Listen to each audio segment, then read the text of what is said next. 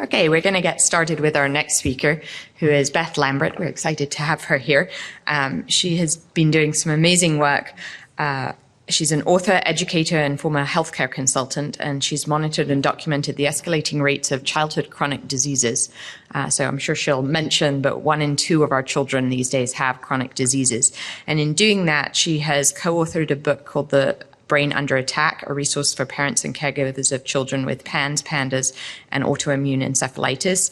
She's the founder and executive director of Epidemic Answers, which is dedicated to reestablishing a vibrant health of our children. She's also the creator and executive producer of the Documenting Hope project, which I think she'll also speak about today, which is a multi-year prospective research study and media project that examines the cumulative impact of environmental stressors on health and their mitigation through personalized and systems-based treatment approaches. So as with all of our LiveAware talks, we don't just let our speakers scare you into what's going on, but we also ask them to provide solutions with what you can do. So we're excited to have Beth come and speak and share her knowledge. Thank you.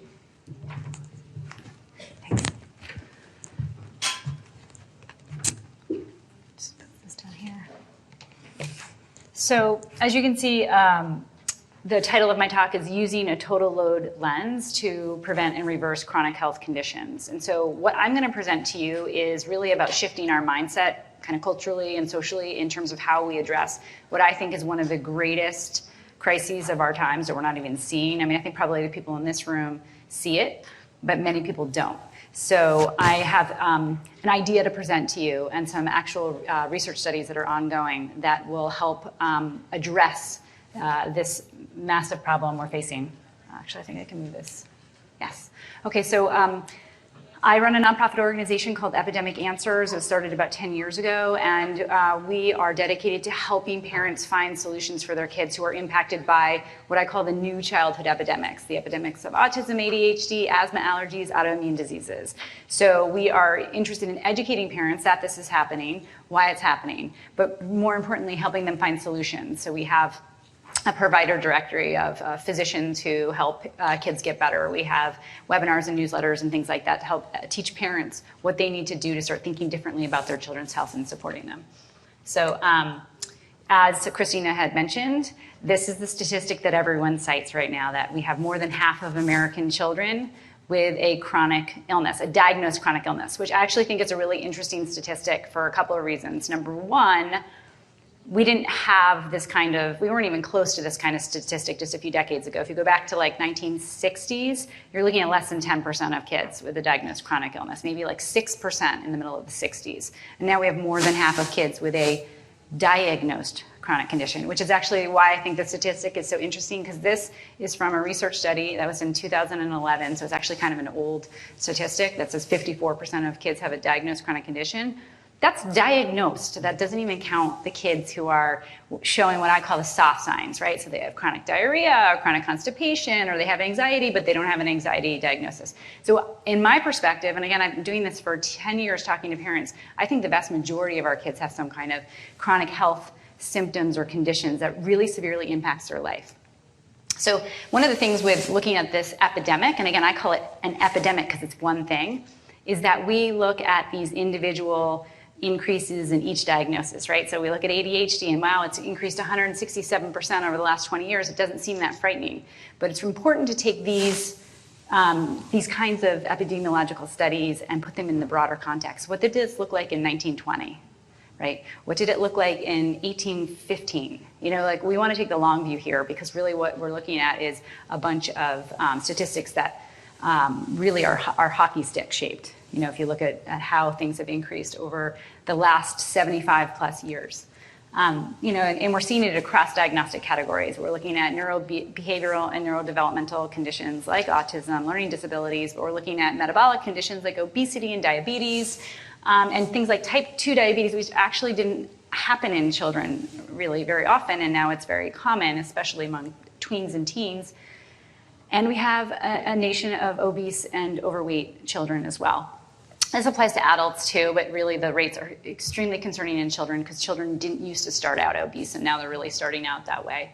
It goes on to the asthma epidemic, And of course, the autism epidemic. And this is the one that's so concerning to me for a lot of reasons. One, because children who are diagnosed with an autism spectrum disorder, many of them don't have the capability to live independently once they become adults. Many of them cannot, do not have the support they need to live full and independent lives. And we're talking about a condition that was just a few decades ago 1 in 10,000, and now we're looking at rates as high as 1 in 38. The CDC is still putting out 1 in 50 as a rate, but I mean, if you go into any classroom in America, you see at least 1, 2, 3, 4 kids with an autism spectrum diagnosis, and our school special needs departments are exploding, and they're really beginning to feel crushed under the weight of the increased number of children that are showing up with more and more needs. So I want to take a look at this epidemic. You can look at the discrete epidemics, the asthma epidemic, the ADHD epidemic, and you can think about those families that are impacted, and that can really, just make you want to cry and just want some solutions for these families. But sometimes people don't listen to that. So you have to put it into the context of how is this going to affect us economically, right? How is this going to affect us from a national security perspective? Because sometimes that's what it takes for people to stand up and listen.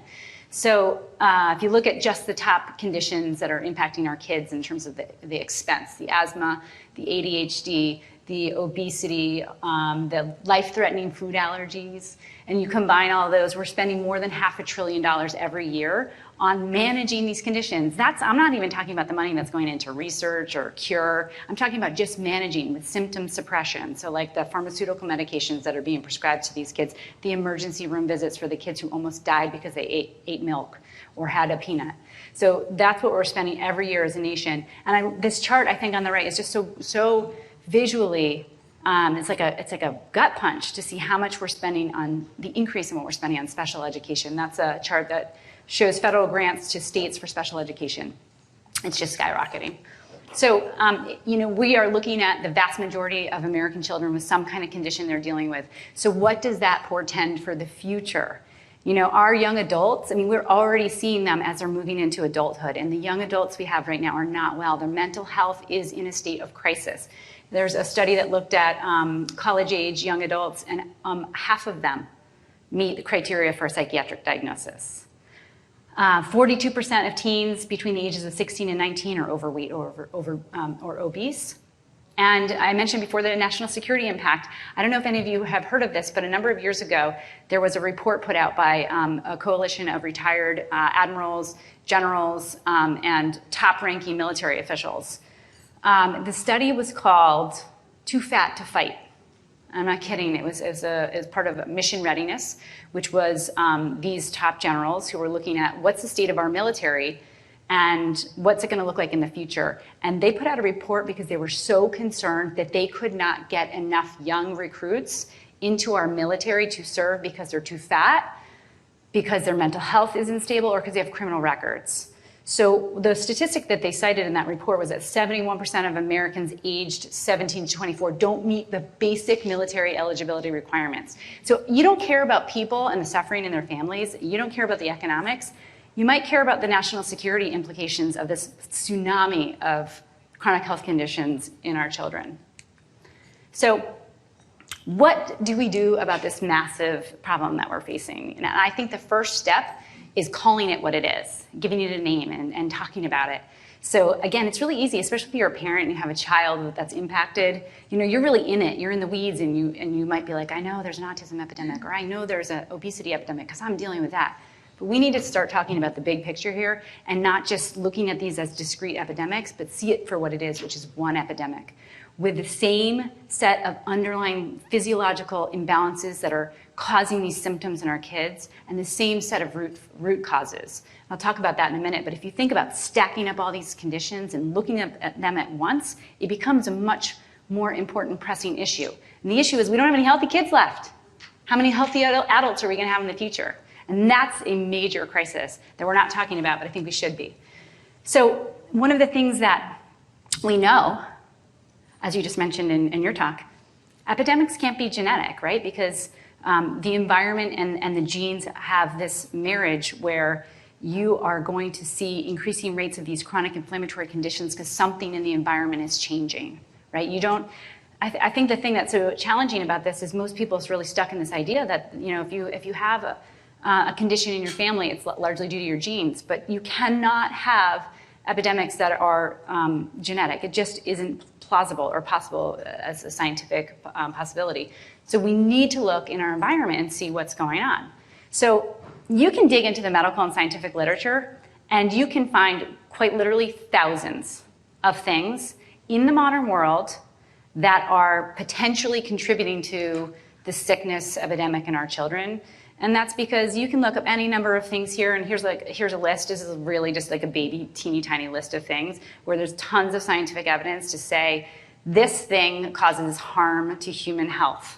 Okay, so you can go to antibiotics and how they interrupt the microbiome. You can look at sugar and how sugar is an inflammatory food. You can look at acetaminophen and how acetaminophen, which is Tylenol, actually impacts the glutathione in your liver. Glutathione helps you detoxify. I mean, I could spend 3 hours talking about just this list, and this list is a fraction of the things that are in modern living that are negatively impacting our health. It's a kind of a depressing exercise to go through. There's so much in the modern world that I will call stressors. They're stressors to our health that are really dangerous and things we need to look out for. So what else do we know? So we know there's all these things that are toxic in our environment, in our daily lives. And toxic is such a broad word, right? I use that in the broadest sense. You could have emotional toxins. But we also know that if you take a child with any condition, you take them with autism, you take a child with ADHD, a life-threatening food allergy, or asthma, they share some of the same things in common. And that is their bodies are out of balance. There's things that you can measure with blood tests, urine tests, hair tests, stool tests to see what's out of whack in that child. And it's out of whack across diagnostic categories. So these are imbalances in the physiology of the body. So what I'm talking about with that is like the microbiome. That's my favorite one to talk about. I wrote a book about 10 years ago, and about 75% of that book is about gut bugs, the bacteria, the microbiome, the things living in and around your body. And what's important about that is that those gut bugs actually regulate your immune system. They help you detoxify. They help you digest your nutrients and assimilate nutrients. They create nutrients. So we have destroyed the human microbiome in just the last couple of decades. I mean, really going back to like World War II. But that is a huge part of what is precipitating symptoms in our kids. You go to a child who has autism, you go to a child who has a life-threatening food allergy, I guarantee you they have less diversity of their microbiome. So that's one example of something that you will see no matter what the diagnosis is. And you can go through the list. You'll see inflammation in every kid. You'll see toxicity in every kid. You'll see increased oxidative stress. That's the free radicals roaming around your body that everyone tells you, oh, you need to eat antioxidants to combat oxidative stress. You'll see that in these kids. You can measure it. It's quantifiable. Impaired nutrient status. Even kids who are eating healthy diets, they're not getting enough zinc. They're not getting enough essential fatty acids. There's not enough magnesium. So I don't care what the diagnosis is. The kids are not balanced the way they should be to be healthy. So my point is to tell you, diagnosis almost doesn't matter. It's not entirely true, but what we need to be looking at is why are these kids' bodies so out of balance? You know, where's this imbalance in all their physiological, all their function? Where's that coming from? And we need to start be thinking about this, the root causes, right? So if you take any of those kind of physiological imbalances I was talking about, the nutrient status or the inflammation or the microbiome disruptions, you got to start looking at where's that come from? Where's it coming from? Let's look at the root causes because that's what holds the key. That's the answer there. So what I've sort of depicted here in this graphic is that all these conditions, again, it's not so much about like, you know, polluted air causes asthma, right? It's not a one-to-one thing. It's many things about modern living that are cumulatively and synergistically working together to make our kids sick. So this is the question. I've been dealing with this in my mind for so many years. We know that there's all this stuff in our lives that's harmful to human health. There's tons of it, tons of medical literature, like no one's disputing it. You just get some great evidence about BPA and phthalates and all these other things. They're terrible for your health. So why aren't we making the connection between all these exposures, all the things we're doing in modern living, and the fact that our kids are sick? Like, why aren't we connecting the dots here? Like, what's the problem? And I think there's a lot of reasons for it. Part of it's because there's a cultural phenomenon going on here. Like we live the way we live because, you know, our mamas fed us certain food and we still eat that food, and there's a cultural dynamic. We're comfortable living the way we live now. But I think there's other factors at play too. Why do we continue to ask the question of a parent who has a child with a condition, oh, is that in your family? I hear this time and time again. Every time I meet a new parent whose child was just diagnosed with autism, they'll tell me, people always ask me if it's in my family. And I say, no, it wasn't in my family, but here we are. Same thing with any condition. Autoimmune diseases, you have kids who are getting alopecia and rheumatoid arthritis. And people ask, well, is it in your family? Because everybody thinks genetics. This is a term called genetic determinism, which we think that because something happens to your health, it's probably due to your genes. You have bad genes. And that's not the case. Genes are exquisitely important to our health. They're super important, right? But it's not the whole picture because it's, as you said, a gene-environment interaction, right? So there's the epigenetics, there's what's happening in our daily lives that might help us express genes or might determine a different kind of health outcome because of the environmental factors. Another reason we're not paying attention to all these like harmful things in our environment and the relationship to these health outcomes in our kids is because we have some limitations in how we're thinking about this, okay? One is that this idea that the dose makes the poison. I mean, I'm sure you've all heard that expression, right? The dose makes the poison, meaning that if you're exposed to just a little bit of something, if it's a little BPA or a little bit of mercury or a little bit of aluminum or whatever it is, like it doesn't really matter because it's so small, it can't possibly cause harm and the body really knows how to get rid of those things. Okay, well that has its merits, like you could say that's true. But what happens when you have a little bit of this and a little bit of that and like that's multiplied times 10, times 1,000, right? What's the cumulative and synergistic impact of all those tiny little doses of poison that we're getting every day? And what happens when you do that in conjunction with something like EMF exposure, which opens the blood-brain barrier? Well, I didn't think about that. Is it more toxic? So there's a limitation if we keep thinking that something doesn't matter because it's just a little bit. Okay, I think that's old science. I think we need to think differently. The other kind of limitation in our thinking is this idea that correlation does not equate causation. In other words, just because there's a correlation between, say, BPA exposure and autism does not mean that BPA causes autism. And that's correct scientific thinking, right? Just because there's a correlation doesn't mean it causes it. And so, for instance, like here's a study I mentioned where they looked at attention deficit hyperactivity disorder and urinary metabolites of organophosphate pesticides. Okay, so they looked at is there more of these organophosphate pesticides in the urine of children with ADHD? And they found that there was a correlation between the urinary metabolites of children who had ADHD, and there were more of the metabolites in the kids who had ADHD. Okay, but not every child who has ADHD has urinary metabolites of organophosphate pesticides. And not every child who doesn't have ADHD doesn't have these things in their urine. So my point is that because it's not a one-to-one relationship that, the exposure to the pesticides does not always result in ADHD, we therefore dismiss it as not necessarily meaningful. I don't think that's true. I think we need to look harder at correlations. They're not one-to-one correlations. We need to look at cumulative correlations. I'll explain more about what I mean. So this is the kind of mind shift I want everyone to make, which is to take ourselves from thinking about one dangerous molecule and what that might do in the body, and start thinking about the synergistic and cumulative impact of many things on a complex and dynamic system, our bodies. Human beings are so complex. The modern world and living in the modern world is extremely complex, and there's so many variables, so many different levels of input that we can no longer think about this bad thing equals this outcome. So that's where I want to introduce this concept of total load. So total load is a term, in the medical community has been using that for a long time in the sense of a term called allostatic load, but I mean something slightly bigger than that. This was a term that was coined by a woman named Patricia Lambert, and she wrote a book called Outsmarting Autism, and she has another book as well. She spent 40 years of her career in autism and autism education. And what the term total load means is looking at every kind of health stressor on an individual child and what that total load of stressors is doing to that child's health and well-being and the way they're learning and the way they're thinking. And so this is another way of thinking about total load. Okay, so an analogy, this is not my analogy, lots of people use this one. Donna Jackson-Nakazawa, who has done a lot of research into autoimmunity, uses this analogy a lot, which is that imagine your body is like a barrel, right? And a barrel only has so much capacity to hold something, okay? And as you go through your daily life, you get another drop in the barrel, right?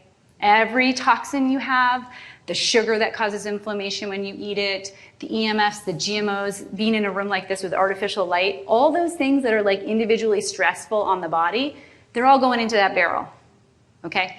So what happens is that barrel at some point fills up, right? It'll tip over. And what happens is when there's too many stressors, the barrel fills up, it tips over, and that's when you get symptoms. Okay, now the stressors going into the barrel are different for every individual person, but we all have a capacity. We all have a barrel, and we all have a tipping point. Okay, there's a corollary to this total load kind of concept in this barrel, which is that, and I actually think this is the good news, which is that not only do you have a capacity to only tolerate so many stressors in that barrel, you actually have the ability to grow the size and strength of your barrel through doing things that are supportive to health. So it's really about a ratio between stressors, things that are bad for your health, and supports, things that are good for your health, right? It helps build your resilience. And there's lots of things that you can do. It's about getting good sleep, getting good nutrition, making sure you're exposed to a diverse set of microbiota in the world, digging in the soil, for instance, and exposing yourself to good microbiota. Stress management, spirituality, and mindfulness are all known to improve your health. So there's so many different ways that you can support your health. So this is important for us to begin thinking as individuals and teaching our children this, that if you have a lot of stressors, too much going into your bucket, you need to take more out, but you also need to build the size and strength of your barrel by doing things that are good for your body. So I always tell my kids, if you do something bad for your body, you got to do something good, because what happens otherwise, you're going to tip over like this, right? And this is what's happening to our kids, because they're coming into this world already tipping over, because they have these itty-bitty little baby bodies and limited capacity to tolerate what we're throwing at them.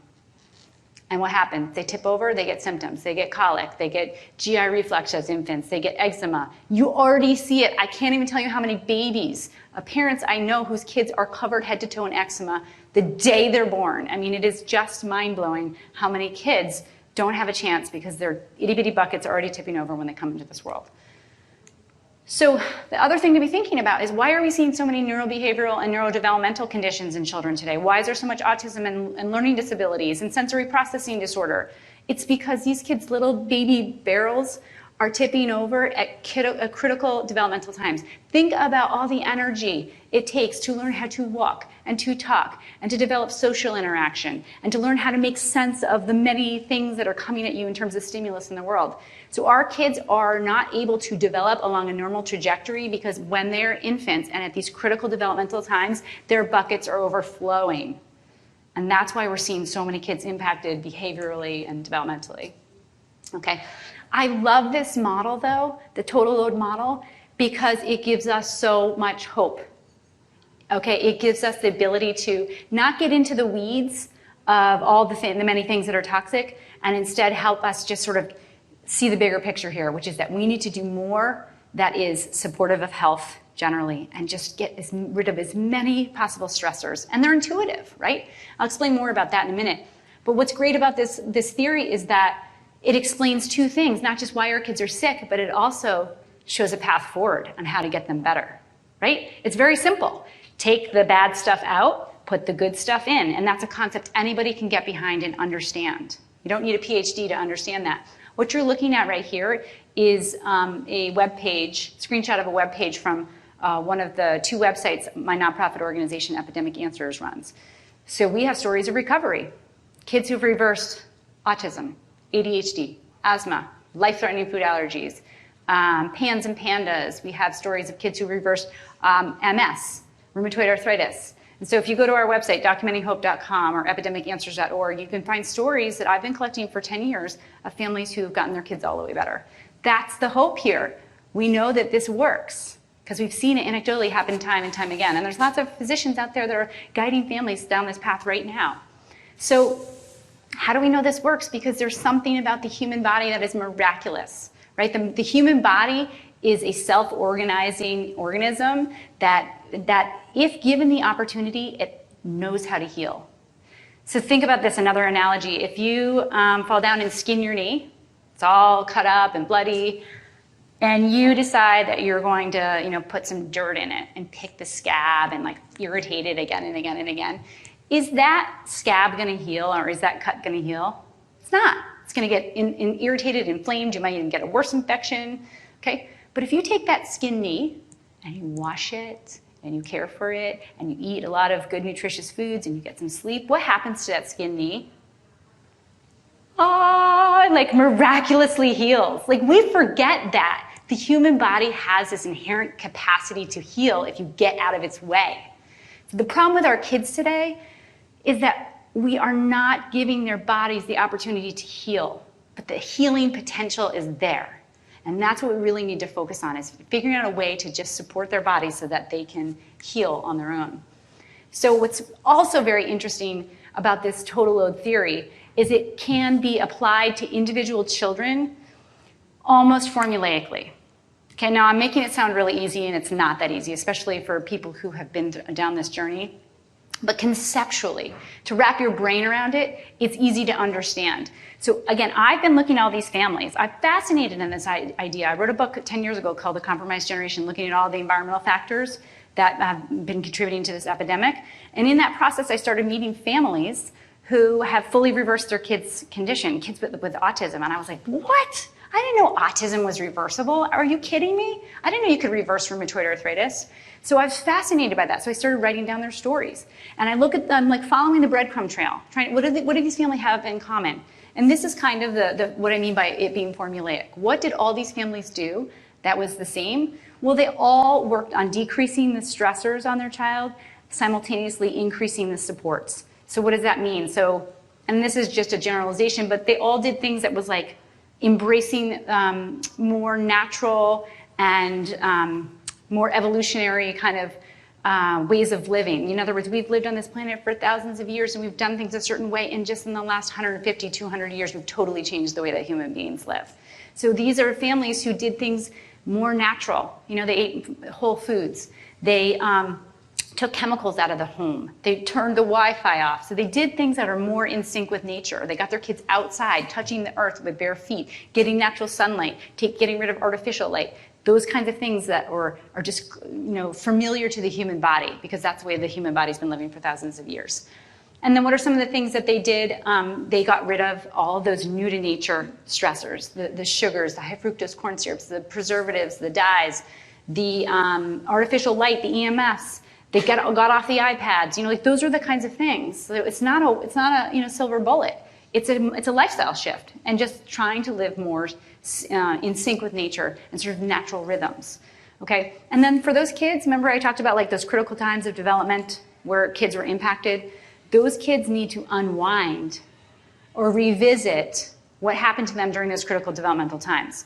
In other words, if a child never developed the ability to speak, well, taking the stressors out, increasing the supports isn't going to make them speak. They need to go back to that stage of when a child learns how to speak, and they need to revisit that.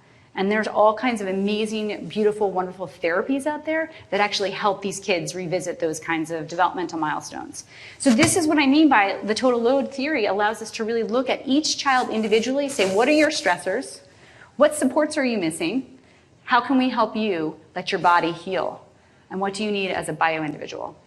So I think that this total load model actually gives us the capability to hit this epidemic head on and totally stop it in its tracks and reverse it.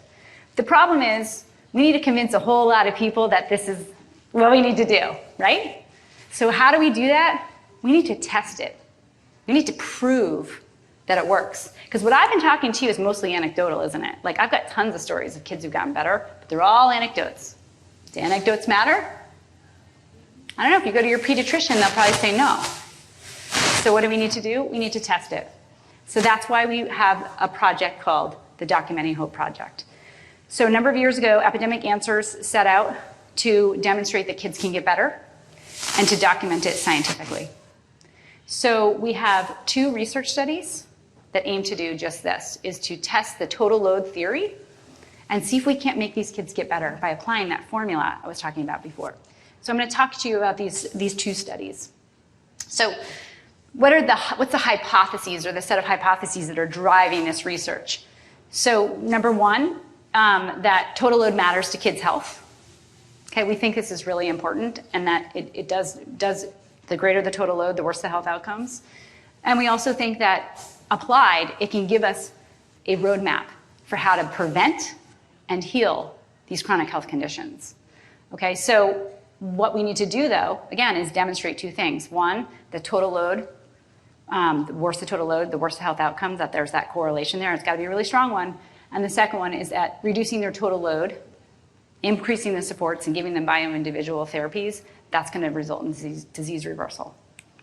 So these are our 2 research studies, and I'll just tell you briefly about them. The first study is called CHIRP. It's an acronym for Child Health Inventory for Resilience and Prevention. And what this one is measuring total load. This study has already been IRB approved and it's underway, and I'll explain more about it in a second. The second study is called FLIGHT, and that's an acronym for Facilitated Longitudinal Intensive Investigation of Genuine Health Transformation, which is a mouthful, but it's a way of saying we're doing a longitudinal study or a study over time that looks at how kids get better and can we facilitate that. So that one, we just submitted our protocol to the IRB last week. So that one, theoretically, if we get approval on that, we'll be enrolling. These are all done under our principal investigator, pediatric neurologist and neuroscientist, Dr. Martha Herbert. She used to be affiliated with Mass General Hospital and Harvard University, and is now running these 2 studies. And Epidemic Answers is administering these studies with her. So let me tell you about the CHIRP study. This is really exciting, and I want to be able to share a little bit of preliminary data out of the study because the study's been underway. It's still going on, and I want to give you a sneak peek. So what this is basically the most comprehensive environmental health survey on children's environments, what they're doing, what they're eating, what they're thinking, what they're drinking, what they're putting on their skin, and what their symptoms and diagnoses are. Okay, so this study has over 900 questions, the survey, I should say. It takes the average parent between 2 and 6 hours to complete. It's all online, it's HIPAA compliant, it's secure, the data is de-identified. So parents are basically going on and telling their story. Right? What was the birth like? What was prenatal period like? What were the parents' health like preconceptionally? What is the health history of the extended family? What is the child eating? What was their birth like? How many rounds of antibiotics have they had? When did they have them? Quite literally anything that you think might be one of those health stressors I mentioned. Remember the big laundry list with all the bullet points? We ask about all this. Did this child have exposure? To what degree and how much?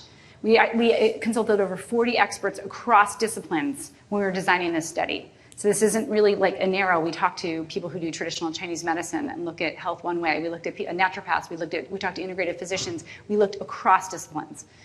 And we have currently 930 participants enrolled. We're trying to get thousands. We want thousands and thousands because the more data we have, the tighter it's going to be, the stronger we'll be able to review the stronger the data will be.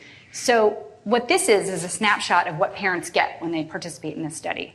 So part of the problem is an awareness, right, for parents who, they don't know what's toxic in and around their child's life. They don't know what a stressor is always. There's so many. How could you possibly have a handle on all the things that are stressors on your child's body? So when you're a parent and you participate in the CHIRP study, when you're finished, you get a downloadable PDF. It can be anywhere from 25 to 150 pages long, depending on how much information you provide. And basically what it does is it goes through all the questions and all the answers you provide, and it highlights in orange anything that's a stressor. So these parents walk away with this report that's individual to their child, that's like a blueprint or a roadmap for reducing their child's total load. And we give them instructions on it. If you take this report, these are the stressors. Try and take those stressors out of your child's life. So that's just one example. We're doing this in collaboration, by the way, with Living Matrix, which is the software platform that's used by the Institute of Functional Medicine. So as I said before, the total load hypothesis predicts that compounding synergies exist amongst these many variables. In other words, we talk about, let me go back for a second. We talk about something like aluminum and fluoride. We know that they're individually toxic. But when you put them together, and there's evidence and research behind this, they're much more toxic combined. So that's what the total load hypothesis postulates that when you combine all these things, they're much more dangerous to the body. Okay, so this is what we hope to see, for those of you who are familiar with like statistics and correlative models, is that on the bottom here is diagnoses and symptoms, and on the y-axis you have index of total load. So like the thing on the left is all the stressors, and on the moving out to the right is all the diagnoses and symptoms. And this is what we should see, if this hypothesis is right, is that all those dots aggregate along those lines, right? The more stressors, the worse the health outcomes. So we want to know, is there a compounding effect, right? So, you know, you can see here stressor plus stressor plus stressor plus stressor, and most people are thinking about like those individual stressors on their own. We're talking about a synergistic cumulative impact. So that's what this study is asking. Is there a cumulative effect? And our preliminary data says yes. And this is what's so exciting. And we have data that we're just beginning to comb through. The study is not done, but this is how it's lining up. We're seeing these positive correlation models, which are showing that the more stressors, the worse the health outcomes. Okay, so how do you measure this? Like, how do you take all these many, think about the database, what it must look like. We have this research analyst who's a PhD in evolutionary biology and a statistician, and he is amazing in a database, but it's a lot to analyze, right? Every single bullet point about what is going on in these kids' lives. So how do we measure the complexity of modern life, right? How do we do that? So what we've done is we've developed indices, which is basically aggregating different kinds of things into categories and then comparing indices. So for example, we have a neonatal stressor index. So that would be things like, was there a traumatic birth? Did the child was he born via vacuums, or was he hypoxic at birth? Did he not breastfeed? These are the things that would be categorized as stressors. Okay, so we aggregate those items and look at that as an index. Environmental exposures is another one. Like talk about all the BPA and the phthalates and the mercury and cadmium and all these kinds of exposures that they might have in their day-to-day life, and we create an index around that. Family health history is another index. So we aggregate all these things to look at them. So what's interesting though is if you take any one of these indexes, just like any of these other kinds of like one-on-one molecules you look at. There's correlations, but they're loose. They're kind of weak. They're there. Most statisticians would say, if you look at the neonatal stressors, so these kids who had all these stressors as a neonate, and the health outcomes, there's a correlation in worse health outcomes, but it's kind of loose. It's not really that impressive, right? So here's an example of one of those kinds of, taking one index, environmental exposures on the left, and looking at the number of diagnosed conditions on the x-axis here. So there's a correlation, but it's kind of loose. So what we've done then is taken all of these indices and stacked them up on each other. So we're simulating the cumulative and synergistic impact of all these things, and then looking at the health outcomes. And you know what we're seeing? We're seeing the correlation there. And the more data we add, the stronger the correlations become. So this is what we're looking at now. So on the left there, you're seeing sort of the combined indices, which represent total load. We're measuring total load. And on the x-axis here, you're looking at an index illness. So this looks at the number of diagnoses and conditions, how severe they are in terms of how much does this impact the family's day-to-day life, and what is their kind of energy and vitality, and there's different ways of measuring this. So what we're seeing, again, is that the worse the total load, the greater the number of stressors on the kids, the worse the health outcomes. Now, what we haven't looked at yet, we haven't measured yet, which we're going to do with the data, is what impact do the supports make? So for the children who are sleeping, does that impact it? Does that make that total load more tolerable? So that's where that's going to get even tighter in this analysis. So what else can the CHIRP data tell us? So as I said, we have all these hundreds of parents who've participated. We're looking at their data. We already know that a heavier total load of modern living stressors leads to worse health outcomes. But there's tons of stuff we haven't even looked at in the data. So things like I just said, what kind of impact do health supports make? What do children with autism have in common with children who have asthma? Remember I was talking about they all share some things physiologically? Did they all have antibiotics in the first year of life? Did they all have exposure to cadmium or aluminum or whatever it is? Those are the kinds of things where you can pull apart as individuals. How much does diet matter? These are all questions we can ask because we've asked about them. And then, my favorite is, and people always do that every time I talk about this study, people are always like, well, can you look at Miralax and like what impacts Miralax has? And the answer is yes. We can look at kids who've had Miralax and kids who haven't had Miralax. And by the way, did you know there's a Facebook group that has 40,000 parents on it that's Parents Against Miralax? Because so many kids are on Miralax, which is for constipation, extremely toxic, but we use that as like a first line to deal with kids' constipation. But now these parents are saying, I'm experiencing really bad things when my kid does Miralax. So we can explore that and see what's happening with those kids who've had certain exposures and not others. Does EMF exposure impact health?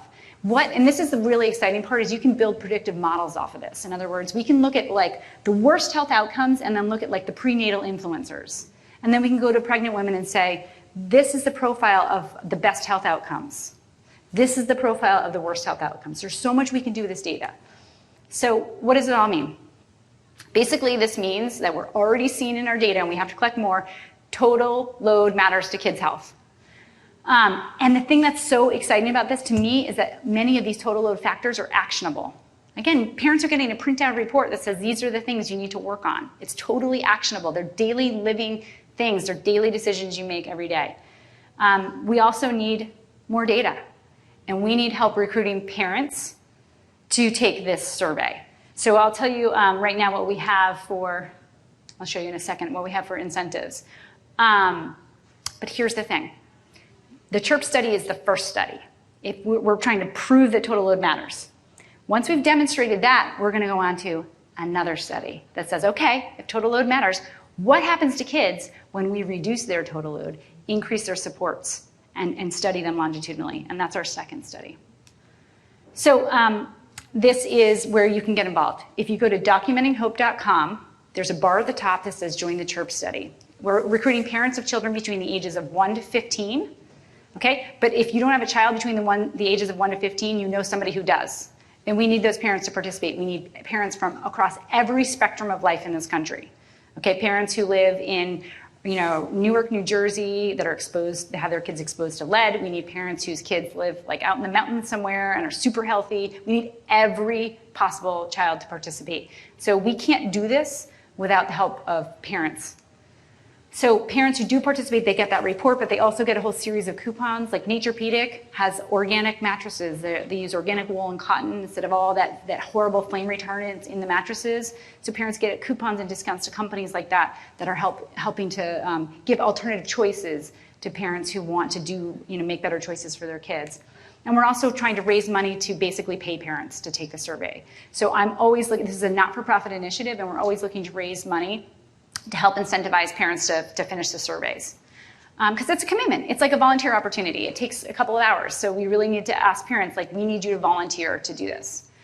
This is another exciting part of the study that I'm really beyond excited to share with you, because we just launched this, which is our community participation program.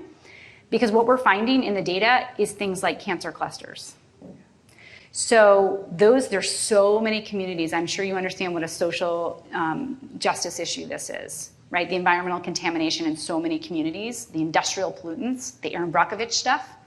So we have now a program where if you have a community that's impacted by industrial pollution, let's say you have PFOAs in your water, or you live near coal ash and you have a cancer cluster, or you have high rates of autism in your community, or whatever it is, you come to us and say, I'm going to get you 75 parents from my community. And we say, thank you very much. We're going to take that data and we're going to give you a report back that shows you the kids from your community versus the full CHIRP data set. Then you have something actionable to take to your municipal authorities, to take to the state legislators and say, we have a problem here. We can't do it without you, though. So we already have, I think, 7 communities enrolled in our community participation program, coal ash communities. We have one community in North Carolina that has PFAs in the water. So if you have a community, and it doesn't have to be industrial contamination, let's say you're the Miralax families. You want to know whether Miralax actually hurt your kids. Get your Miralax parents together, have them do this survey, we'll give you the data back, and it's yours, and it's free. So that's why we need to raise money, is so we can continue doing this for free to help support the parents and advocates out there. So this is just one of the graphics we use to talk about this community participation program. You can come to us with whatever request you have. But this is the idea. You take one group over here who has an exposure, and you take another group over here who doesn't. What's the difference? We're also trying to actively get a Mennonite community to participate in our study, but we need to figure out how to get them computers. We're working on that right now. But you see the reason to take a Mennonite community who lives totally different from the standard American to see what their children look like. And the other thing we're asking these families to do is if you live in like a cancer cluster area and you're participating in our community participation program, we're asking you to find a control. So if you live in that cancer cluster, you call up your family who lives in Wyoming or Montana in the most pristine, beautiful, non-toxic area and have them participate to balance out the data set. And again, we need to get as much data as possible. So what I'm asking you all to do is I have one of these, I think, in all of those bags. I can ship these to you by the hundreds or thousands. I want you to blanket your communities with these postcards, which are recruitment postcards that get parents to participate. I can't do this by myself, so I really need you all to participate. And so finally, I just want to talk very briefly about the FLIGHT study. So FLIGHT is our longitudinal study, again, which is asking, well, we know total load matters. What happens if we reduce a child's total load and we give them all the supports they need and we give them bio-individual therapies? So if they need auditory processing, the auditory processing issue and they need a listening program, or if they have a speech delay, what kinds of things can we do to support their speech? Those kinds of things. We'll be taking a small group of kids who have one of the new childhood epidemics, autism, ADHD, PANS, PANDAS, autoimmune diseases. So we're going to go across diagnostic categories. And what this is depicting is kind of the child's journey through a healing program, basically. We'll be giving them organic food, bio-individual supports, and we'll be monitoring them and taking measurements at intervals, things that you can measure minimally invasively in blood, urine, stool. Does the oxidative stress go down? Does the inflammation go down? Do we reduce cellular toxicity? Do we improve nutrient status? We're going to measure this scientifically. We're also going to be documenting it on film. Because we need the scientists in the medical community to pay attention to this total load concept, but we need the parents to wake up to it too. So we're doing the science and we're doing the media. So we're going to take the story of these kids getting better and hopefully bring it out to the world. So the status of this, we just submitted it to the Institutional Review Board, which is when you do scientific studies, you need to make sure the science is, there's integrity in the science and there's ethics and safety for the participants. We'll be enrolling our first participants this year in Northern Virginia. It's going to be going on for 18 months for each participant. And then we'll be phasing in other families at additional sites as we develop those sites over time. So this is a multi-year project. This is like a beast of a project. And again, all funded by individual donations, private family foundations, no government funding. So we're always looking to raise money to make this as robust as it can be. So this is another screenshot from the Epidemic Answers website that we know these kids can fully recover, right? Because I've been documenting it for 10 years. So go read those stories. You'll see what we're trying to do here. But now, you know, we need to move beyond that. We have to test it. We got to take this from stories to science, out of the realm of anecdote and into the realm of documented science. And what I'd like to do right now actually is share with you the reason why we're documenting this on film. The government says autism is showing up in children more than before. 1 in 50 school children has a form of autism. Asthma rates rising dramatically over the past decade. More than 1 in 7 children in the U.S. receiving a diagnosis of ADHD. Numbers from the CDC have steadily increased in the past decade. In the last 30 years, obesity rates for kids have tripled. Frightening to parents to hear those dramatic numbers. It may reduce the life expectancy of this generation of children and diminish their quality of life. Our kids are sick. They're screaming out. They want help. He still didn't have a single word. He was drooling. He was rubbing his head against the carpet. He was pushing himself into walls. His eyes swelled shut. He was covered with hives from head to foot. Probably around 14, 15 months, all that language disappeared. From all that I can see, it looks like we've got a child here with pervasive developmental delay. Noah, you keep holding your stomach. Does your side hurt? Having a child with autism, it's not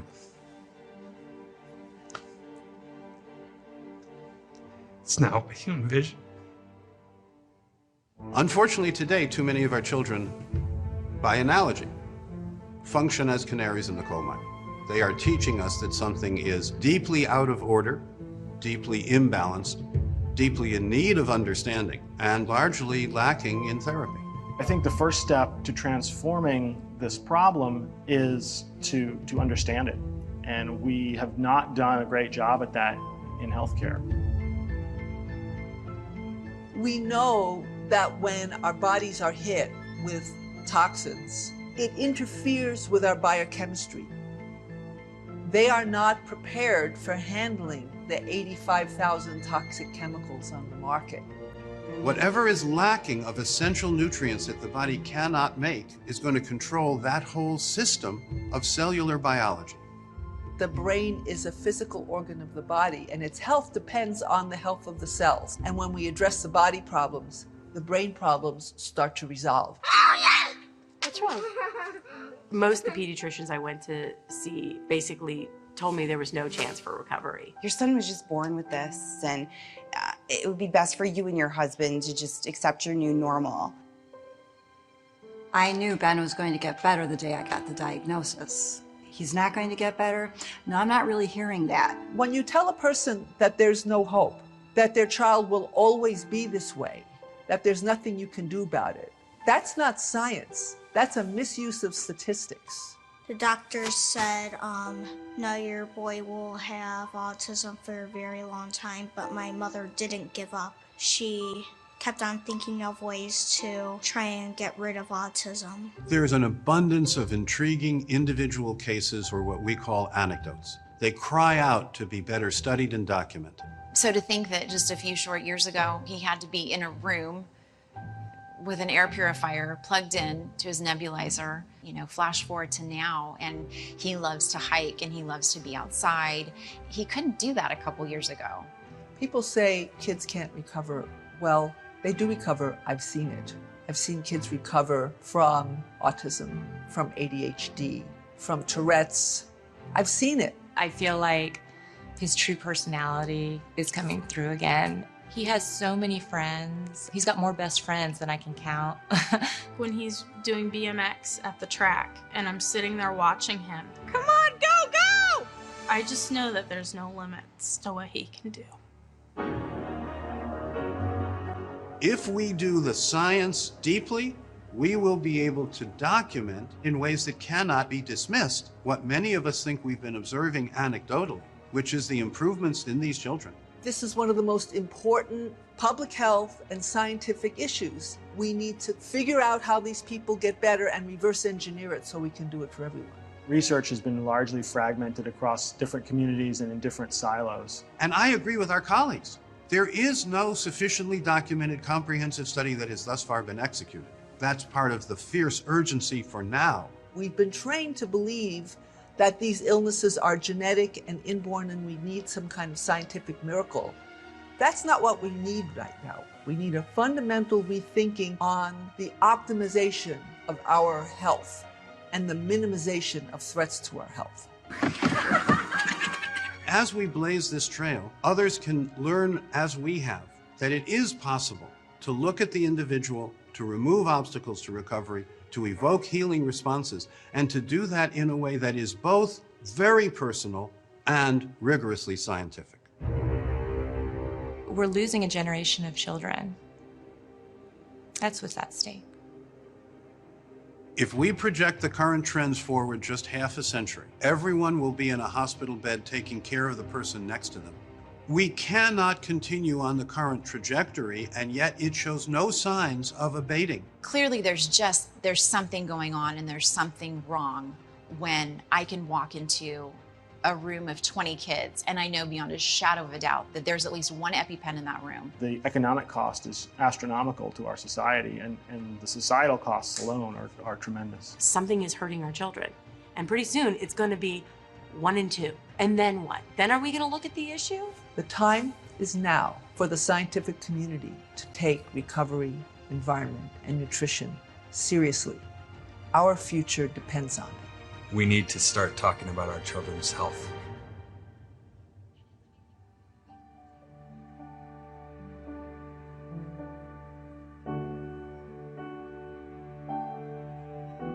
The first day that I dropped him off and I picked him up and I put him in the car and I was like, did you have a great day at school? He's like, oh, I had a great day at school. And I was like, I am so proud of you, Connor. And from the back seat, I hear, oh, I'm so proud of you too, Mom.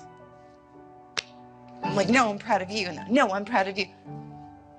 I won. And I'm here. The reason why I'm doing this is I'm here to tell other parents, like, you can win too.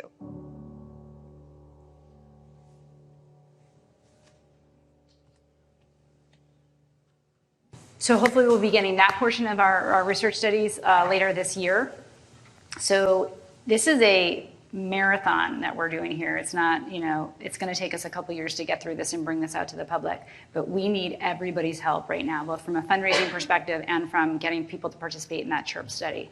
So if you go to documentinghope.com or epidemicanswers.org, you can learn more about the work we're doing. You can find resources to support parents who are kind of in the trenches with their kids right now. You can go onto social media, Facebook, Instagram, Twitter, and you can just share our stuff because we're recruiting people on there. We got plenty of information, so just please go out and do that. And the last thing I'll say is I have these 2 books here that this one talks about the environmental factors. I do have some of these out there, and also Epidemic Answers wrote a book about PANS and PANDAS, which is the new emerging epidemic amongst our kids. This is an autoimmune encephalitis that's happening to our kids and getting all of our kids diagnosed with psychiatric conditions that really aren't just psychiatric conditions or whole body conditions that are making our kids have brain and behavioral problems. So that is also available out there as well. And please do share the word. Reach out to me, Beth at epidemicanswers.org or Beth at documentinghope.com, and I can ship you these, and you can blanket your communities with them. So with that, I will take any questions because I think we just have a couple of minutes left. Yeah, Susan. I want to thank you for your heroic work. Thank you. Thank you. It's not just me. There is a team of scientists, researchers, parents, children's health advocates who are all behind this.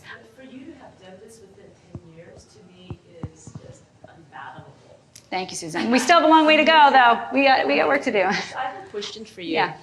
I'm in terms of the study that you're doing, the study on cumulative effect, or what you're calling. I mean, I think this is so right on to get the community to understand. And I think in public health, studies have been done for about 20 years. They're very expensive. There's probably not more than 50 of them, but it's just a few chemicals at a time, in animal models.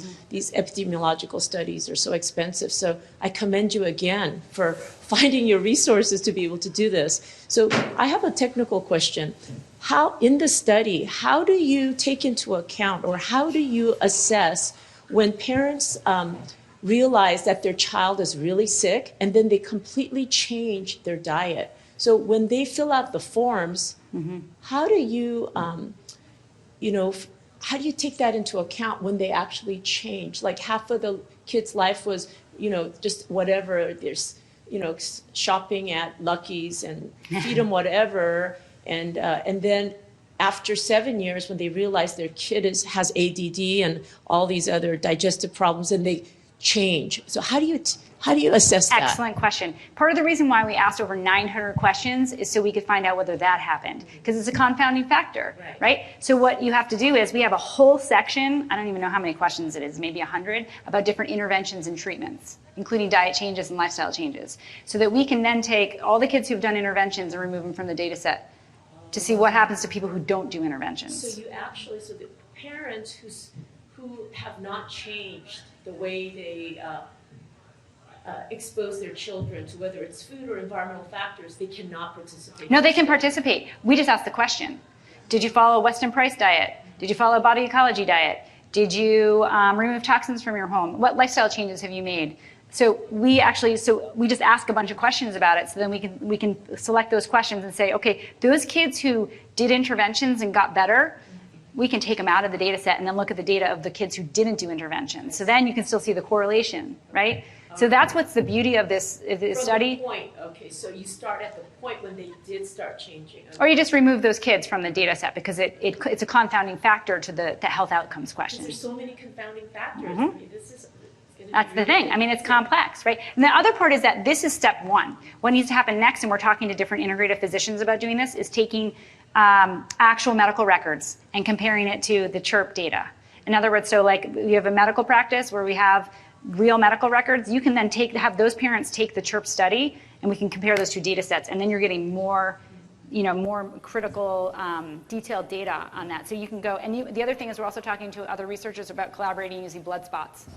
So in other words, like getting the real blood and comparing that with CHIRP data. Were you given a sort of a number of how many sample numbers you're going to need to have a statistical significance and confidence? So we originally set out to do a minimum of 1,000 completed surveys. That's a bare minimum. So we're not going to stop there, but that's the minimum before we'd really start crunching the data for publication.